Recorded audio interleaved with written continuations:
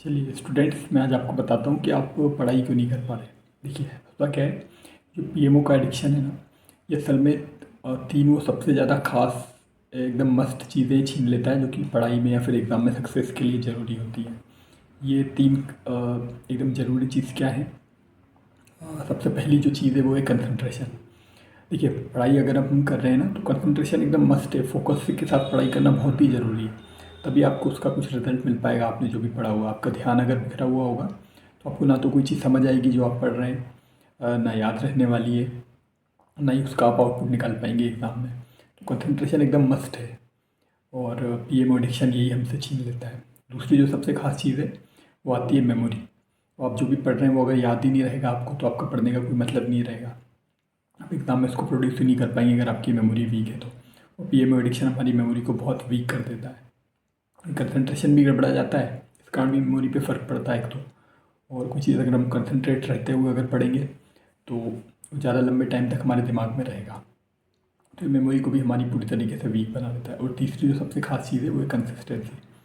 जैसे मान लीजिए हम एक दिन पढ़ाई कर रहे हैं, फिर 4-6 दिन नहीं पढ़ाई करी, एक हफ़्ता नहीं पढ़ाई करी, फिर 8वें दिन पढ़ रहे हैं, फिर 1 महीने बाद पढ़ रहे हैं, तो इस तरह इनकन्सिस्टेंसी से अगर हम पढ़ेंगे तो उसका हमें कुछ रिजल्ट नहीं मिलना है।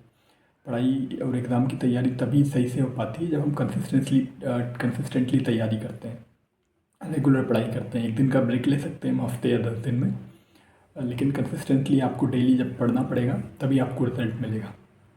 तो पीएमओ एडिक्शन ये सारी तीनों जो खास सबसे चीज़ है ये हमसे छीन लेता है। इस कारण आपको एग्ज़ाम में और पढ़ाई में कुछ रिजल्ट नहीं मिल पा रहा है।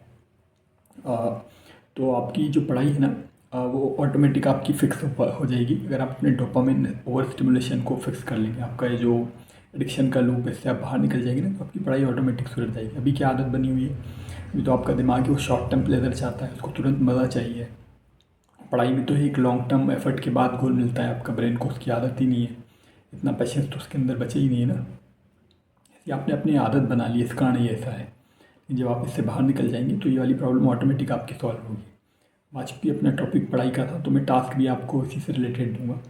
मान लीजिए आप कई महीनों से, सालों से आप पढ़ाई करने का सोच रहे हैं, दोबारा से शुरुआत करना चाह रहे हैं, लेकिन आप पढ़ नहीं पा रहे हैं। कई मंथ से, कई ईयर से आप बस लगातार टाले ही जा रहे हैं। आप हो सकता है किसी एग्ज़ाम की प्रिपरेशन भी कर रहे हो, लेकिन इन गलत आदतों में फंसे होने के कारण आप ठीक से पढ़ाई शुरू ही नहीं कर पा रहे हैं। भले घर वालों की नज़रों में, बाकी लोगों की नज़रों में ऐसा हो कि हाँ आप तैयारी कर रहे हैं, लेकिन एक्चुअल में आप ही अपनी कंडीशन जानते हैं कि आपने कितने दिनों से या कितने महीनों से पढ़ाई की ही नहीं है। जो आप डिसाइड कर रहे हैं वो आप कर ही नहीं पा रहे हैं। तो आप शुरुआत किस तरीके से कर सकते हैं।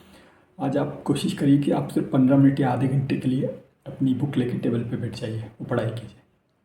थोड़ा सा आपको फोर्स दिखाना पड़ेगा शुरू में, लेकिन जब आप ये चीज़ कर लेंगे ना, सिर्फ टेबल तक जाने तक फोर्स दिखाना है, वहाँ बैठ के आप पढ़ लेंगे 15 मिनट, आधा घंटा, या इस दिन भर में एक ही सेशन कर लिया।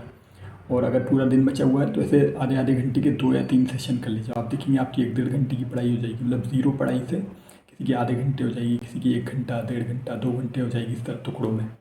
तो आपके अंदर एक बहुत बड़ा कॉन्फिडेंस आएगा इसके कारण। आपको अभी तक ये लग रहा था कि आप पढ़ाई कर ही नहीं पा रहे हैं, शुरू ही नहीं कर पा रहे हैं, और लेकिन आप अचानक से जब इतना पढ़ लेंगे ना तो आपके मन में कॉन्फिडेंस आ जाएगा कि अब वापस से शुरुआत हो गई है। फिर आपको धीरे धीरे अपनी उस आदत को लगातार बनाए रखना है।